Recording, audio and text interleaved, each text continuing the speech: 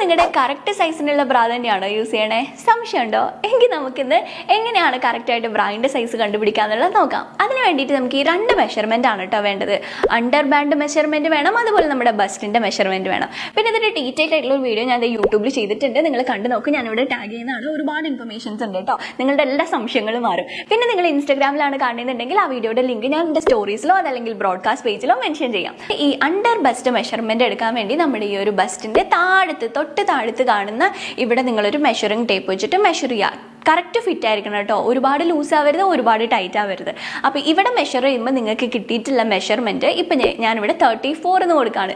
ഈ 34 ആണ് നിങ്ങളുടെ ബ്രായിൻ്റെ സൈസ്. അതായത് ഇനി 34-ൽ നിങ്ങൾ ABCD ആ സംഗതികളില്ലേ, അതിനകത്ത് കപ്പ് സൈസ് ഏതാണെന്നുള്ളതാണ് കണ്ടുപിടിക്കേണ്ടത്.